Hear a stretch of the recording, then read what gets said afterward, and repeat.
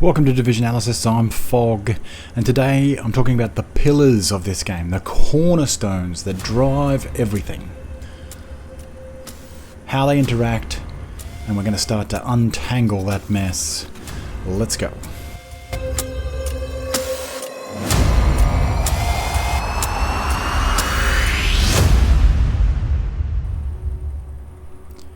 Here are what I'm calling the three cornerstones of this game.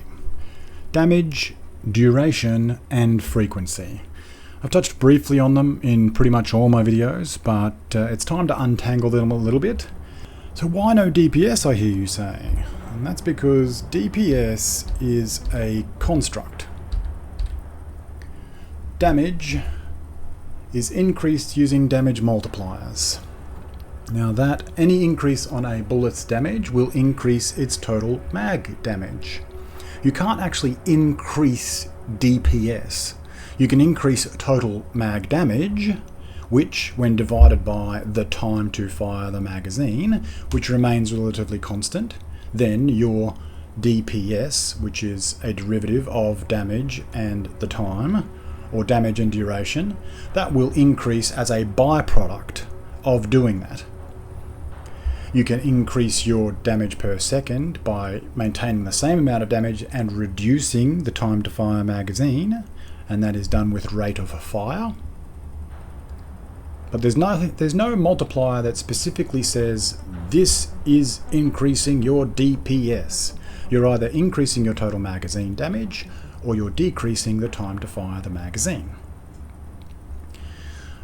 But your ability to fire the entire magazine that you have is quite often limited by the amount of armor and damage mitigation that you have, because the enemy gets a say.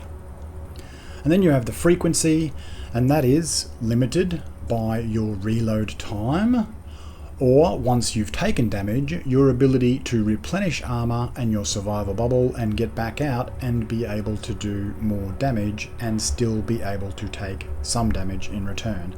Because with a weapon, unfortunately, you need to expose some of yourself in order to do damage. Three cornerstones. Let's just untangle them a little bit further. Here is the damage of a 500% damage from us. Now 500% sounds like a lot, but that is the power of the division multipliers that you have at your fingertips. 500% increase on the base damage of a FAMAS is very, very achievable. To give you some scale of comparison, a full stack striker build will do in excess of 1500% damage. So here we have FAMAS, 500% damage. This is the total magazine damage. This is the time to fire the magazine. This is burst DPS. Burst damage per second. A byproduct of the total magazine damage and the time to fire the magazine. This is the same weapon, same damage. This is still the total amount of magazine damage. This is now the time to fire the magazine and the reload time of the weapon. This is sustained damage per second.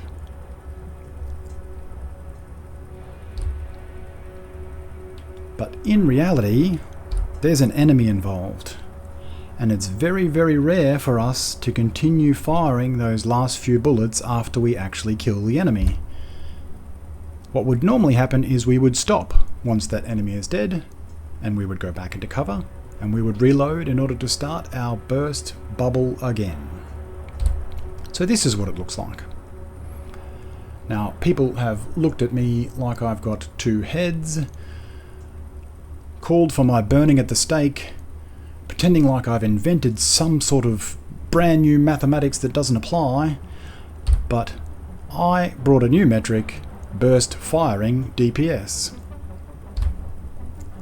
The amount of damage to kill the enemy, the amount of time to kill the enemy, and the time to reload after it. Burst firing DPS. Seems pretty straightforward to me, but People are still complaining. If I put sustained DPS over the top of burst firing DPS, you will see that sustained damage is in fact better than burst firing DPS. If I can apply those extra bullets that I have left in my magazine, it's better. Not always better in-game, because those extra few bullets and then leaving yourself exposed without the enough of your burst bubble left to take down that enemy exposes you to more damage. So not the best tactic, potentially, but if you can, it produces more damage per second. Because the reload time when you're not firing makes up less of a percentage of the total time. Again, seems pretty straightforward to me, but we're going to move on. I think most of my subscribers get this. Here we have the FAMAS and the AK at 500% damage. And as you can see, the AK and its total magazine damage is considerably more than the FAMAS. Now, burst fire DPS advocates are always talking about the tiny little gap that exists between the two weapon systems, and I've had some conversations in the last couple of days with burst DPS advocates where they've created scenarios in their head where this tiny little gap makes a difference. I showed you in the burst bubble video how an extra 25% burst DPS, it is very, very hard for the human eye to pick it up. It's incredibly hard in-game. And one of the people that I was speaking to, the burst DPS advocate, said that he was able to tell the difference. And I was like, really? And he was like, yeah, you told us which one was which, and I was able to pick it in advance. I was like, I didn't actually tell you in that video which one was which.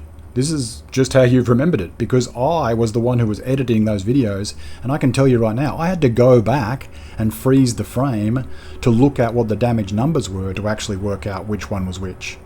I flipped them every time. It was just that he, in his head, thought that he knew the difference between the two. Now, I don't know whether it was just the recollection or whether it was that his brain picked up the damage numbers or whatever it was, but I really, really genuinely struggled to know which one was which, as far as the same weapon type with glass cannon or not with glass cannon. But anyway, we're moving on. Burst bubble. I've introduced that, and as long as your burst bubble incorporates the enemies that you're trying to kill, that's generally enough. And I say this because at heroic level, you're also not really going to have the ability to shoot more than 3 to 5 enemies at any given time. The average wave in a mission is about 8 enemies. When you're talking about control points, you're generally seeing them 4 at a time in waves. So 3 to 5 enemies is all that you're going to be able to see. So if you can say that you can kill an elite, then you can kill definitely a veteran and a red bar, and a red bar in missions is 60% of the time. So I can definitely kill 2 or 3 red bars. In this case, the exact same damage, AK and FAMAS, they both now have an elite within their burst bubble, except now the AK, if the duration of time is unlimited, can now say that it can kill 2 more red bars over and above the elite that it killed. And that's why when the duration of time is unlimited, the weapon with the better sustained damage is going to be better for you. When that's not the case, when the duration of time or the window of time that you have to do damage or that you can do damage is far reduced, well then it goes in the opposite direction, where if we're using the full magazine of a 500% damage FAMAS and a capacitor, it's now the frequency with which the capacitor can deliver damage that now makes a difference. In this case, where we're using the full magazine of both weapons, then the FAMAS is better over these two two magazines, the majority of these two magazines, the FAMAS has the advantage. But can you tell the difference? FAMAS, 5% expertise, fully maxed. Capacitor, 5% expertise, not fully maxed. Let's see, can we tell the difference?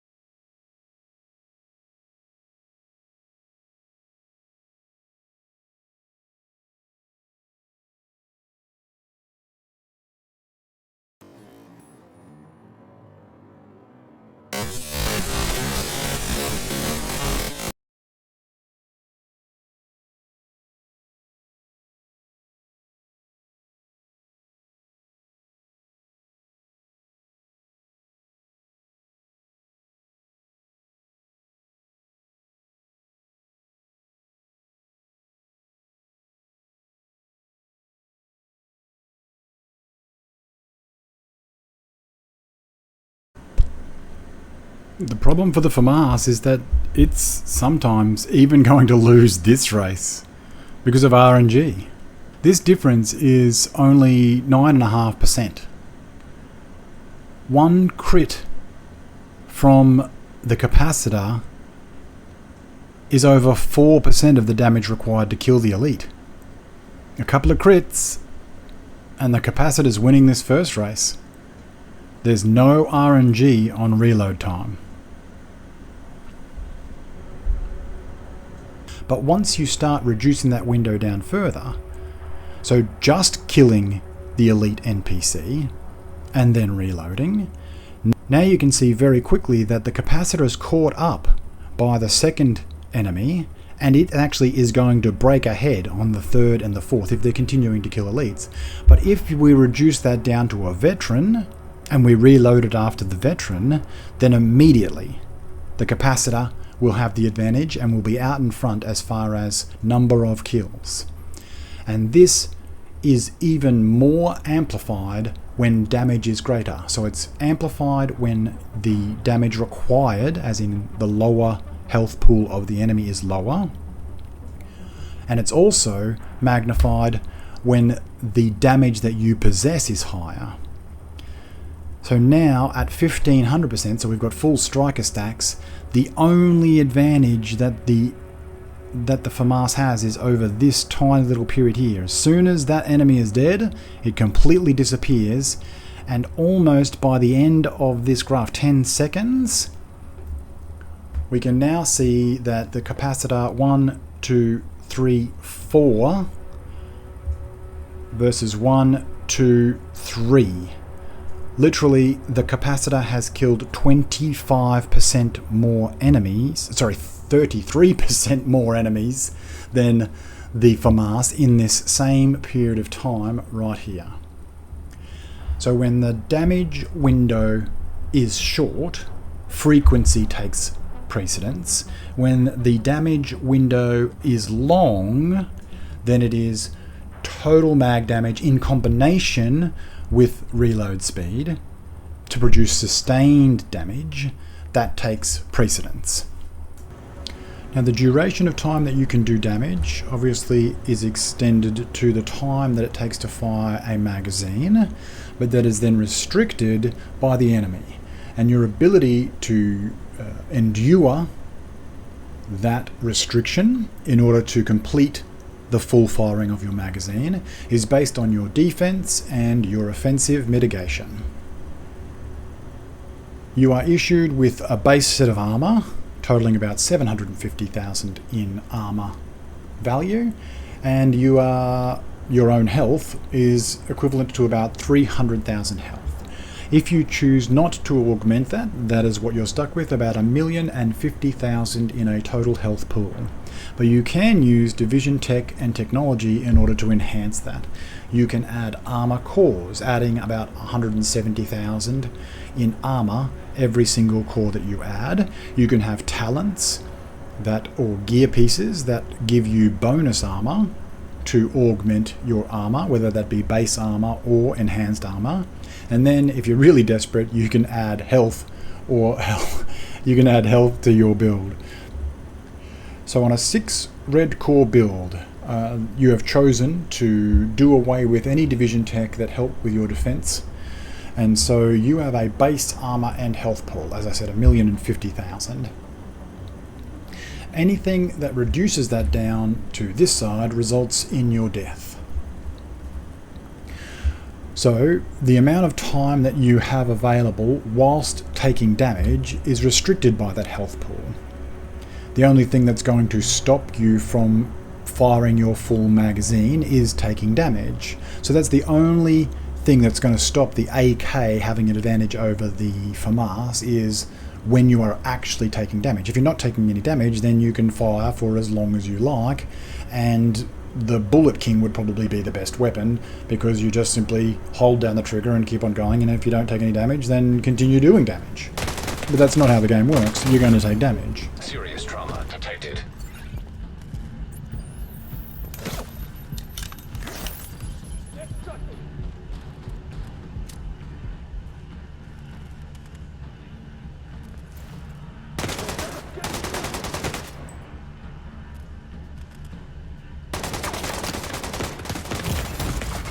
Immediate medical assistance needed.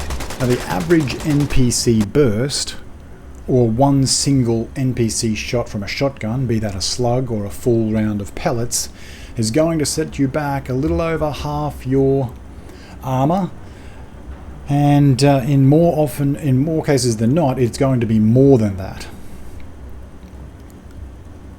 So should you sustain 2 of those bursts, it's probably going to result in your death. That's one NPC. If you should happen to fall victim to 2 NPCs and a burst from both of them, then it's going to result in your death. That is assuming that you are just using base armor and health. Agent killed. But what does that mean to the duration of time that you can do damage? There's the sniper or turret, which is going to drastically inhibit your ability to be able to do damage. Because any time that you take damage, in this case we've taken just 1 burst or 1 shot from an NPC, your armor and your health pool is reduced down to this, as in your survival window, which is also equivalent to the amount of time that you have available to do damage as you are taking damage. Once again, if this is the amount of armor and health that you have, and you are not taking any damage, then you're free to continue doing damage, whether you have an AK or whether you have a FAMAS in your hand. The same is true for both weapons. But when you are taking damage, this is how much you have left in time, essentially the equivalent of 1 burst from an NPC.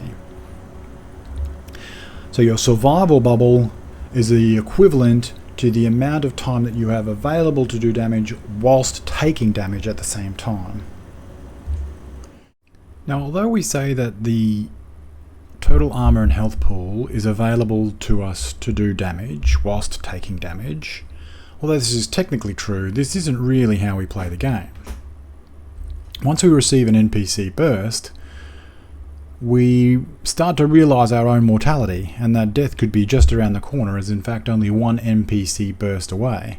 We might start playing a little more cautiously, at the very least, but at some point in between here and here, we make a value judgment that our death is actually within our margin of error, and so we might have to be something to do about it. And for some people that might be 2 armor bars, that might be 5 armor bars. Some people are a little bit more adventurous. They're willing to take a couple more NPC bullets, and wait for that armor to break before they hit the health, but at that point, most people are then very much considering their mortality, and they need to do something about it. You are now restricted from doing more damage until you do something about it. So once I get within that territory of where I am uncomfortable about the margin of error and I decide that I have to do something about it, I'm not willing to come back out and expose myself in order to do damage unless I absolutely have to, but I'm going to do something about it. That's frequency, the rate at which you are able to come back out and do damage. In most cases, the only reason that you stop doing damage is because you run out of bullets. But when the enemy's involved, they also get a say. And if they've done enough damage to you, then you will reconsider coming out and doing damage. And what you realize after all of that is that your actual time available to do damage whilst taking damage actually only looks like this. You can reduce this damage in a number of different ways. You can absorb it, and this is generally the best way to mitigate that damage and ensure that your window of time available to do damage is at its maximum. And even a 6-core red build knows this. There comes a time in every build where the amount of damage that you have actually sustained to your armor and health pool restricts you from doing damage until you do something about that to regenerate that armor and health pool. That's frequency. But as said, in order to reduce that damage, one of the best ways is to absorb that damage and prevent even reaching the restricted damage area. And even a 6 red core build knows that. Even a tier 0 shield will extend the duration of time available to you in order to do damage, or not having restricted damage. And that's the real reason for a shield. Not about survivability, although it certainly helps, but it just keeps you further away from that level of margin of error that stops you from doing your full complement of damage. But be careful, because this also represents a restricted area. The break point of your shield, once it breaks, causes a disorient effect, and you can very quickly find yourself in the midst of 1 or maybe even 2 NPC bursts that results in your close to or actual death. A shield isn't about survivability. Survivability only becomes a concern right down the bottom here. That's why we restrict the damage there, because we're afraid of dying. But there are multiple points of restricted damage. A red build can quite happily survive. The shield isn't about survivability. Without a shield, the red build would still survive. It's just that they're going to enter a restricted damage period more often without it. And that's the real purpose of the shield, is duration. The duration of which you can do damage whilst taking damage. Because with a weapon, you have to expose yourself in order to do damage. Now, in the previous video I showed you the bubble build, and although I used the burst bubble as the foundation, it really had nothing to do with the burst bubble at all, other than making sure that I achieved it. After that, everything else went into duration. This amount of shield health, which doesn't include the Artificer's Hive regeneration, allows me to continue to deal the maximum amount of damage that I have available to me whilst taking damage all the time. It prevents me from ever entering a restricted damage period. That's where the relationship between damage and duration exists. If I am able to do the maximum amount of damage that I have available to me for longer, then I'm able to do more damage. Now the bubble build could quite possibly be over-speccing into duration, but it was about the process of getting enough damage and then augmenting that with the ability to do that damage for the longest period of time. And this is a full mission run that I've got for you, where you will see that no matter how much damage I take, at no point in the entire mission do I ever stop doing damage other than to reload or to find the next target. An insider says whoever's posted in the old CEO's office will have a key card that should give you access to the vault.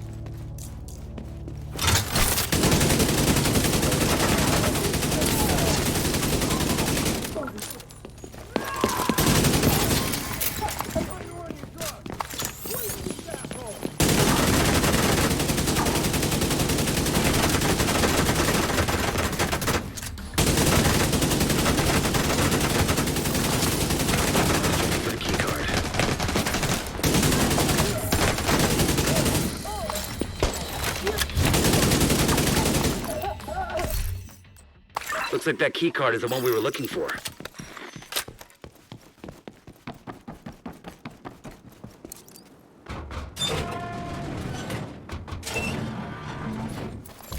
Hostile radio intercepted. It's the fucking Division. Roach wants everyone back at headquarters.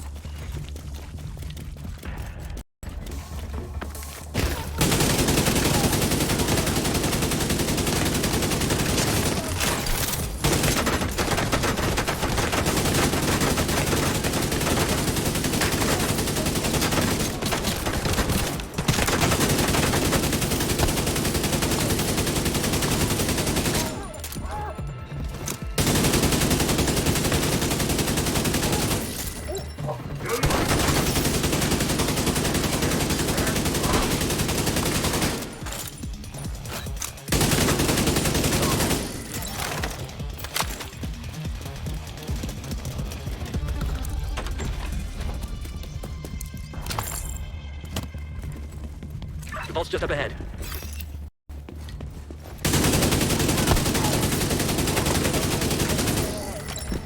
That is so weird.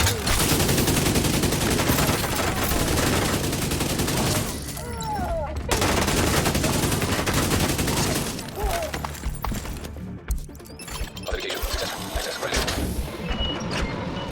Hostile radio intercepted.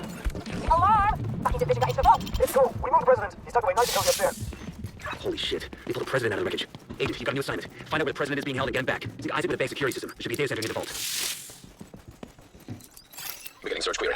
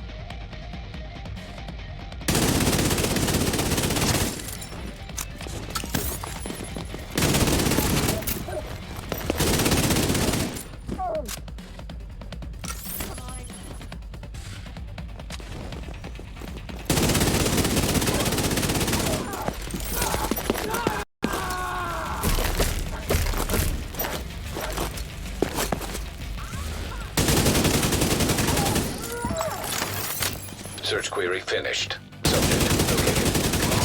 President Ellis. Oh, the helicopter on standby to extract him.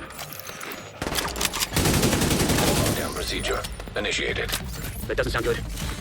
Isaac, give a way out of the vault. Searching for way out of the vault. 0 matches. Piece of shit wristwatch. Okay, let me see. You can punch through the west wall. There's a maintenance tunnel running alongside. It's a long shot, but it's the only one we got. Isaac, plot a path to the president's location. Highlighting most expedient path. Son of a bitch, it actually worked. Thanks, Isaac.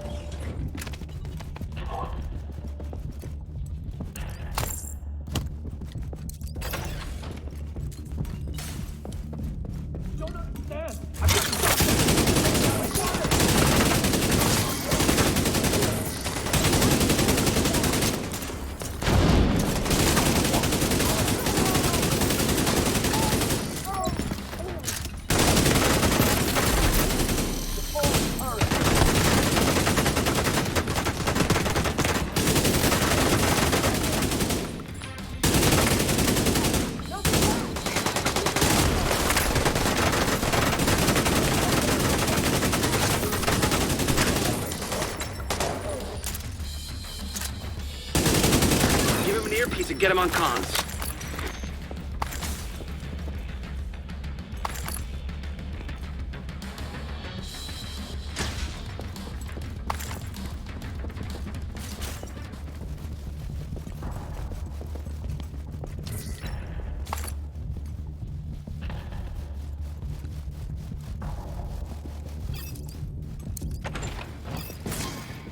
Heads up, we're inbound to your location. Coming in over the issue. Keep your heads down. We're gonna make a hole.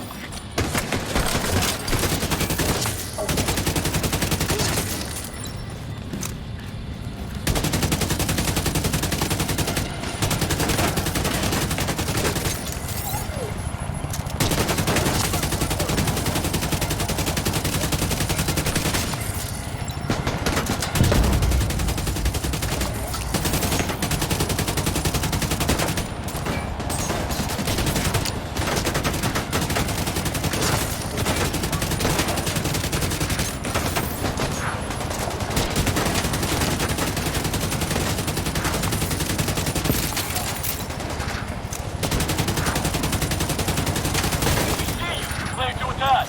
Go, go, go!